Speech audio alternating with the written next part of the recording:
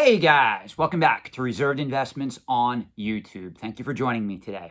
Today I want to talk about 3 common pitfalls that Lego investors fall into. And I'm going to try to help you guys as best I can because I do operate in this market. I know on this channel I haven't done a lot of videos on Lego investing as of yet. I think there's only like 1 or 2 in my back catalog of videos, and we are approaching almost 400 or more videos uploaded through this particular YouTube channel. So there's a lot of content out there that I've put out over the years. I really haven't focused though on doing a lot of videos on Lego investing, and I want to get back to that topic because I have promised a lot of people that I would do more videos on this. So without going into detail, this is not going to be an introductory video to Lego investing. I'm not going to even be giving you any hardcore top tips to help grow your business in Lego investing in this particular video. What I'm going to focus on instead are 3 pitfalls that Lego investors need to avoid. And I'm seeing a lot of bad information out there. I'm seeing a lot of bait clicky material coming into the fold from the news media, from people that really don't understand how these markets work. And what I mean by that is if you go to Google right now and you type in Lego investing, you're going to come across articles that tell you Lego investing is better than stocks, bonds, mutual funds, ETFs, gold, crypto. Lego investing is returning 11, 12, 13% annual returns on a regular basis. And why it's true, you can currently make money in speculation and investing of Lego sets over the short term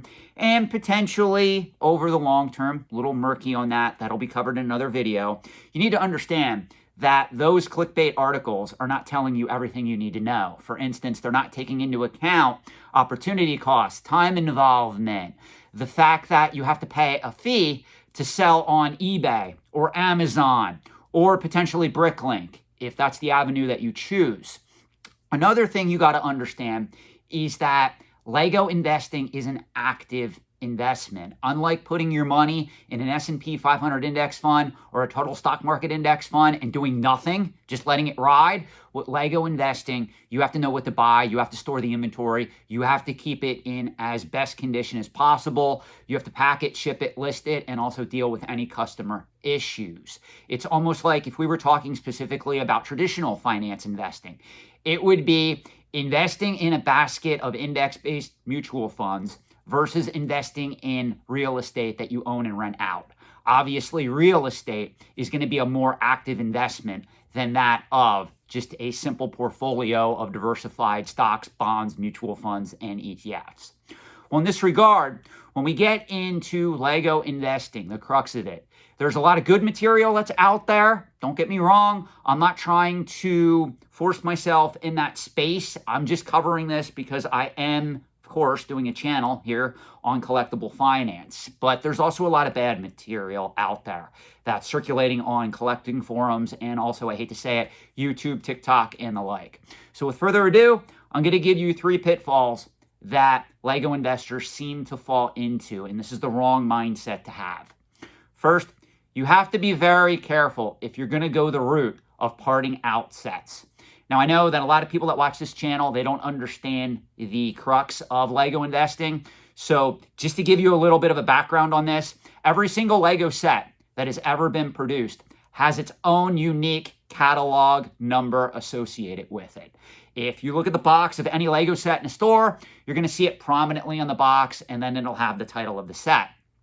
Well, if you go to a site like Bricklink, you can type in that set number, and it'll actually list the value of that set down to each individual piece, including the instruction manual, and if you really want to get technical, the sticker sheet, whatever it is, you can part out that whole set, and it'll give you a part out value. Now, obviously, in Lego, the sum of the parts is usually worth more than the whole, simply because if somebody's looking for just an exclusive minifigure or they're looking for an exclusive part that is exclusive to that set in question, they're willing to pay more for it. So what happens is you can actually have a Lego set that has a retail value of $30. And if you look it up on Bricklink, parted out, it may have a value of $90. That's not unheard of. Well, here's the problem. There's a lot of little Timmies, Kimmies, and Poindexters out there. They see that number And they said, wow, I can turn $30 into $90. So they buy that set, they part it out on Bricklink, and they sit there and they wonder, well, how come only one or two pieces have sold? How come somebody came along and just bought the minifigs? How come I have all these leftover parts in my inventory 1 year later, 3 years later, 5 years later, hell, in some cases, 10 years later or more? It's because parting out sets is a whole other dynamic to Lego investing, and we are going to cover that on this particular YouTube channel. However, we're not going to do it just yet. So I just want to put that in your mind that a lot of people think, well, if I buy this exclusive collector series set for $200 and I part it out, I can turn that $200 into $400, $600, $800 almost overnight. It does not work that way.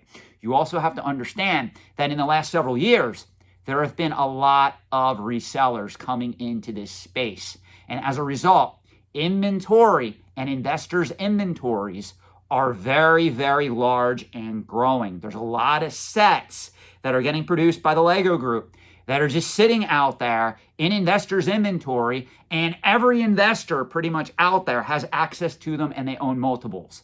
This is eventually, at some point, going to hurt the secondary market. It already has to a certain degree. If you don't believe me, look at the value of factory sealed Lego sets back in 2012 compared to what retired sets are selling for today, most recently retired sets.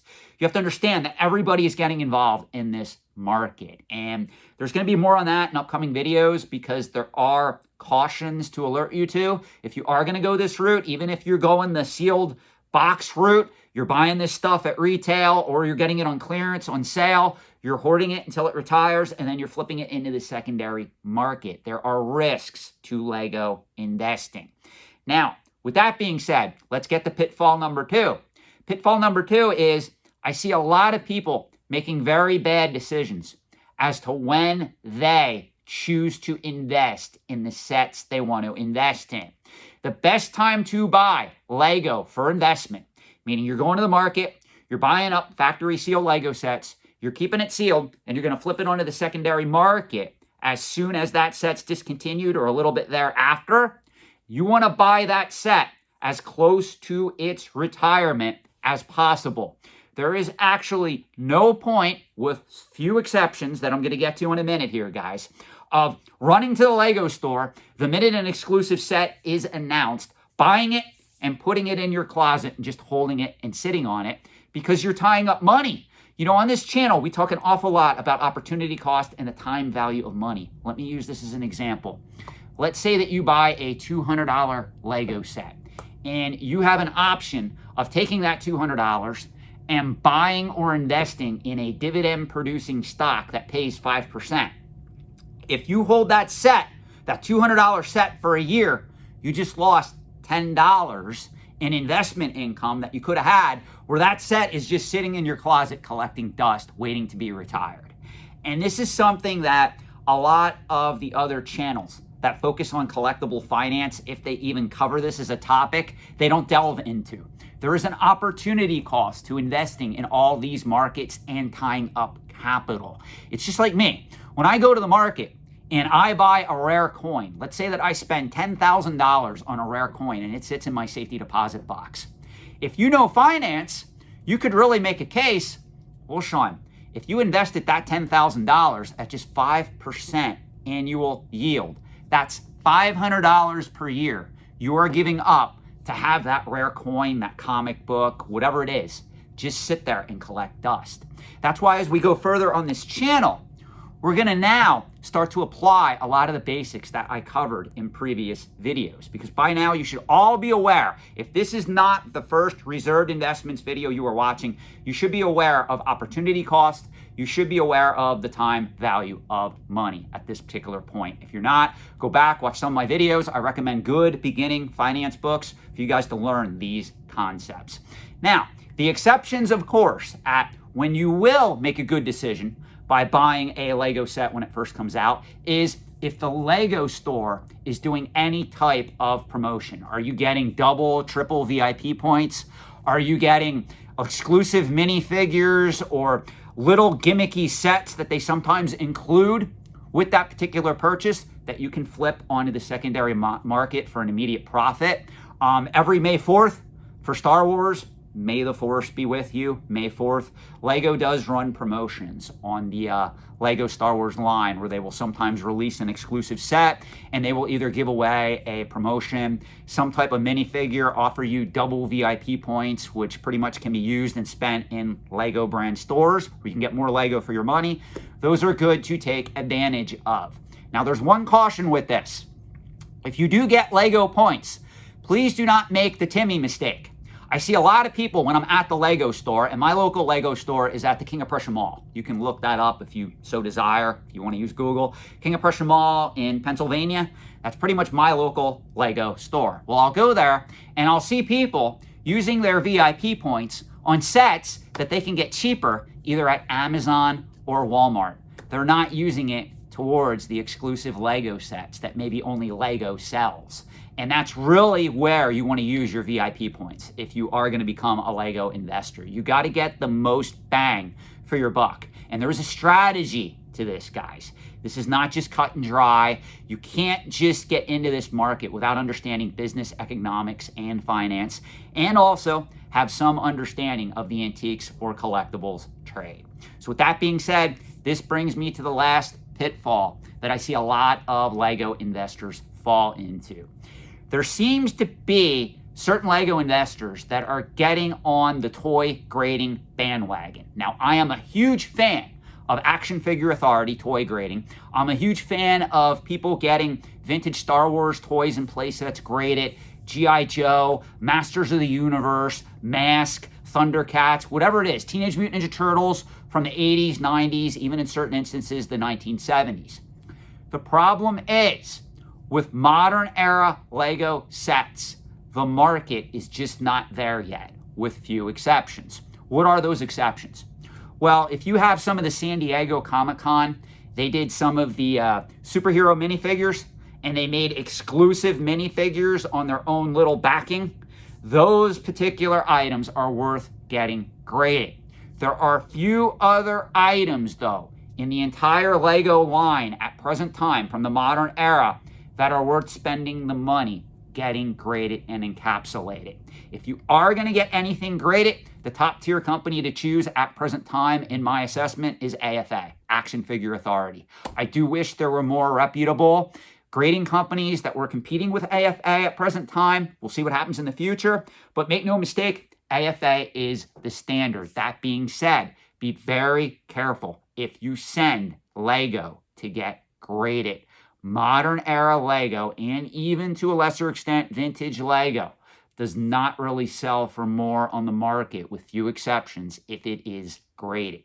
These are not comparable to vintage Star Wars toys. These are not comparable to your vintage Masters of the Universe collection from 1984. Let's be realistic here, guys. So I am going to do more videos on this.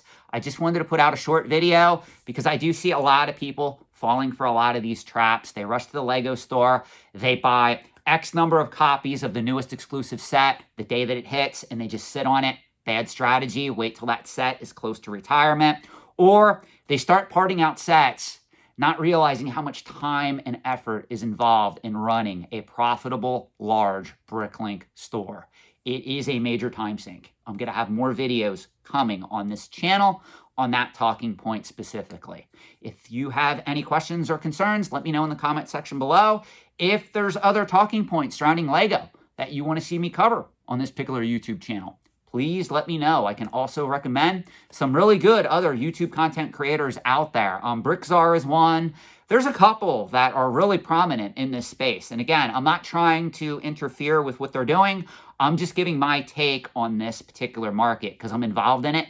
And also, it would be a disservice to the collecting community if I do run a collectibles finance channel and I don't cover Lego. So with that being said, thank you for joining me and have a great day.